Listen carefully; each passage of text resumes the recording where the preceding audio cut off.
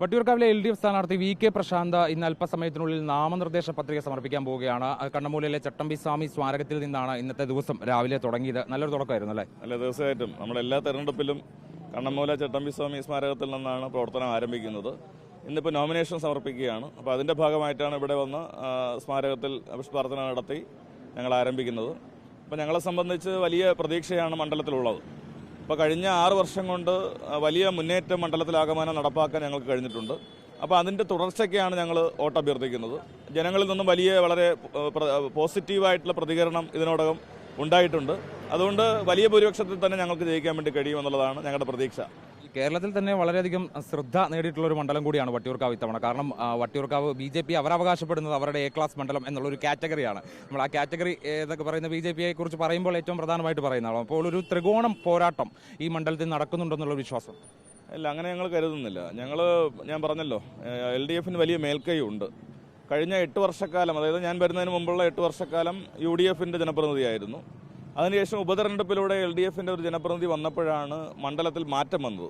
അതായത് 2019 ഉപതെരഞ്ഞെടുപ്പിൽ റോഡുകളുടെ അവസ്ഥയൊക്കെ വളരെ ദയനീയമായിരുന്നു. കുണ്ടും കുഴിയും നിറഞ്ഞ റോഡുകളായിരുന്നു. ഇന്നിപ്പോൾ നമ്മുടെ എതിർ സ്ഥാനാർത്ഥികൾക്കടക്കം നല്ല റോട്ടിൽ കൂടെ പോവാം. അപ്പോൾ അവർക്ക് അങ്ങനെ വന്ന് വോട്ട് ചോദിക്കാം. ആ നിലയിലേക്കൊരു മാറ്റം മണ്ഡലത്തിലാകമാനം റിഫ്ലക്ഷൻ ആയിട്ടുണ്ട്. മുടങ്ങിക്കിടന്ന പ്രവൃത്തികൾ ഇന്ന് തുടങ്ങി വെച്ചു. വട്ടിയൂർക്കാവ് ജംഗ്ഷൻ വികസനം, നിർമ്മാണോദ്ഘാടനം കഴിഞ്ഞു.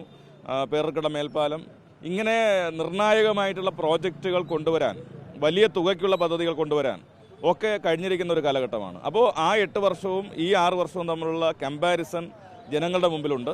അപ്പോൾ ഈ 6 വർഷമാണ് മെച്ചപ്പെട്ടെന്നുള്ളൊരു അഭിപ്രായം പൊതുവിൽ വരും എന്നാണ് ഞങ്ങൾ പ്രതീക്ഷിക്കുന്നത്. അപ്പോൾ ജനങ്ങളുടെ ഒപ്പം ഞങ്ങളുണ്ടായിരുന്നു. അതിൻ്റെ ഒരു പ്രതിഫലനം വോട്ടിങ്ങിലുണ്ടാവും. അതായത് വട്ടിയൂർക്കാവിൽ ഒരു ത്രികോണ പോരാട്ടമല്ല, മറിച്ച് ഒരു LDF UDF മത്സരം നടക്കുന്നുണ്ട്. അല്ല, അങ്ങനെ തന്നെയാണ് കാണേണ്ടത്. കാരണം ഇവിടെ ശ്രീ K മുരളീധരൻ 8 വർഷക്കാലം MLA ആയിരുന്ന ഒരാളാണ്. അദ്ദേഹം മണ്ഡലം ഉപേക്ഷിച്ചിട്ടാണ് നേരെ വടകരയിലേക്ക് പോകുന്ന ഒരു സ്ഥിതി വന്നത്. അപ്പോൾ ആ സമയത്താണ് ബൈ ഇലക്ഷനിൽ 3ാം സ്ഥാനത്തായിരുന്ന LDF 1ാം സ്ഥാനത്തേക്ക് വന്നത്.